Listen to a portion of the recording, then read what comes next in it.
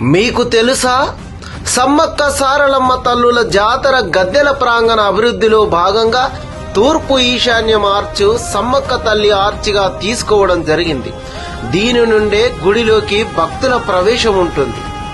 ఇందులో ఎడమవైపు పిల్లర్ సమ్మక్క తల్లి యొక్క వంశం గురించి తెలుపుతుంది. మొదటి బొమ్మ 5 పలకలు ఉంటాయి. అది సమ్మక్క తల్లి 5వ గొట్టు వారి రాజ్య సింబల్.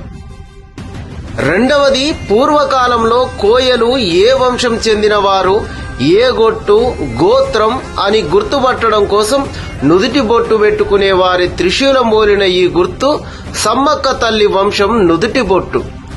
మూడవ సింబల్ 5 నిలువు గీతలు. సమ్మక్క తల్లి 5వ గొట్టు వంశమని తెలుపుతుంది. 4వ సింబల్ నక్షత్రం గుర్తు.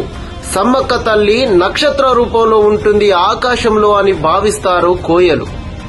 స్వస్తిక్ అనేది సిద్ధపోయిన వారు పూజ విధానంలో ఉపయోగించే అతి ముఖ్యమైన సింబల్. దీనిని కుంకుమతో వేస్తారు. దాని అర్థం భూమి తన చుట్టూ తాను కుడి నుండి ఎడమకు తిరుగుతుంది. 9 గ్రహాలు కూడా కుడి నుండి ఎడమకు తిరుగుతాయి. సముద్రంలో గాని నీటిలో గాని సుడిగుండం కుడి నుండి ఎడమకు తిరుగుతుంది. సుడిగాలి కుడి నుండి ఎడమకు తిరుగుతుంది. వృక్షాల తీగలు కుడి నుండి ఎడమకు తిరుగుతాయి. ఇలా ప్రకృతి సిద్ధాంతంలో ప్రతి కదలిక కుడి నుండి ఎడమకు ఉంటుంది.